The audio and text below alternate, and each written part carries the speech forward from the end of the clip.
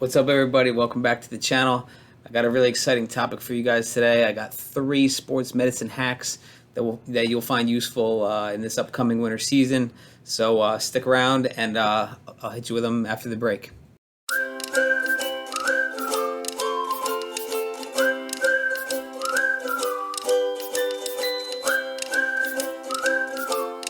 All right, so check it out. I call this first technique, technique 1, okay?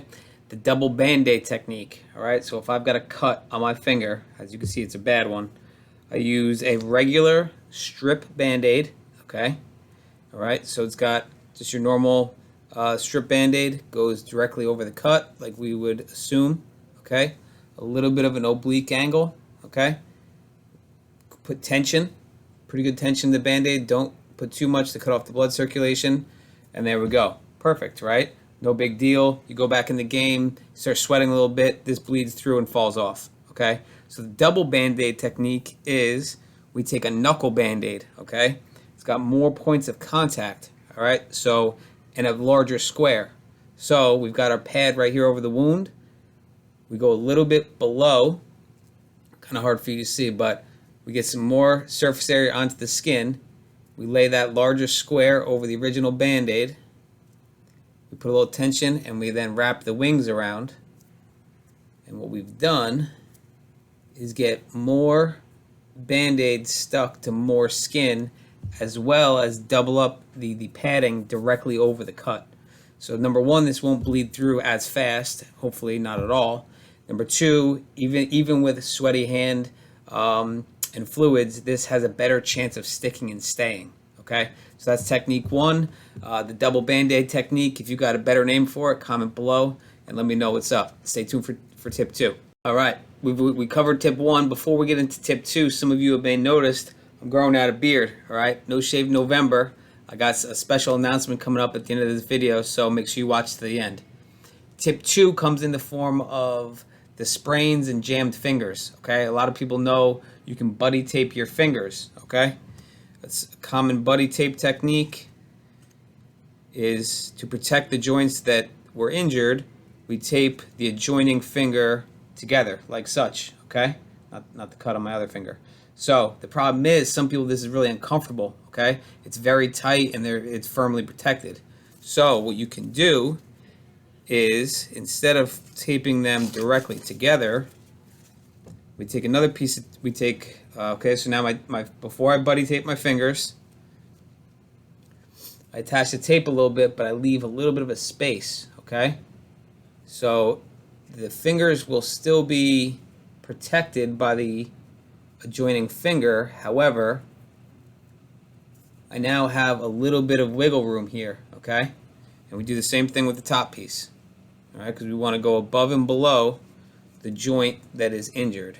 So by leaving that little bit of a space, okay, now my fingers can move a little bit, but if a ball comes in, they still will be protected by the other fingers, okay? So tip number 2 is, instead of tying those buddy tapes really tight together, for comfort, some players may want a little bit of a space, not much, about 1/16 to 1/8 of an inch, wrap the tape, and then you'll have a little bit more freedom, but still protection during the buddy tape. All right, tip 3 coming up. All right, tip 3 is for all you wrist tapers out there, you self-wrist tapers, okay? Tip is, get the tape started on the wrist, like such, okay? Spread your finger, your hand, as wide as you possibly can. I'm under a lot of strain here, spreading my hand, okay? Spread your hand as wide as you can. Okay, now you begin to go around. Make sure you cross over the carpal bones, which is the joint you're trying to support. Go around once or twice before you make a very tight fist. Then with the very tight fist, go around once or twice, rip it off, and then you've got a perfectly tensioned, okay, wrist tape. Oh, today's video, we got a sponsor. Today's sponsor, Hamstring Tightness, okay? Something new. So if you have hamstring tightness, my recommendations for you are to heat it, to stretch it, to roll it, and to ensure that you get a dynamic warm-up or ballistic stretching prior to at least 10 to 15 minutes prior to your competition or exertional exercise. Okay, so today's sponsor, Hamstring Tightness. Those are my recommendations. Let's get back to the content. All right, there you have it. My 3 sports medicine hacks to get you ready for the winter season. A little sponsor today with the Hamstring Tightness. Hope you like that. I'm going to try and keep those coming. And thank you for sticking around because my beard, I'm going to plan on growing this out all of November.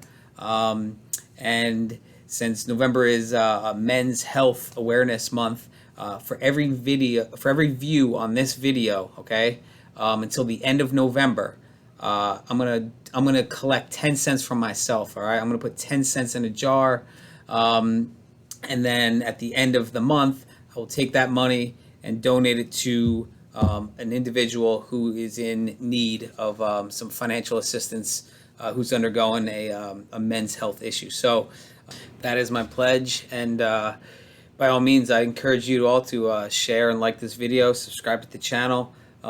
Share with as many people as you can, because like I said, the more views this video gets, the more money I will donate. And trust me, it's a topic that we all need to take very seriously, and I look forward to contributing to the cause. All right, so thank you very much for tuning in. Hopefully these 3 hacks really helped you guys out, and maybe I'm just spitballing here, but maybe at the end of it, maybe I'll even live stream the beard shaving. I don't know quite yet. We'll see. Comment below if you want that, and when we'll go from there. All right, take care, guys. See you in the next one.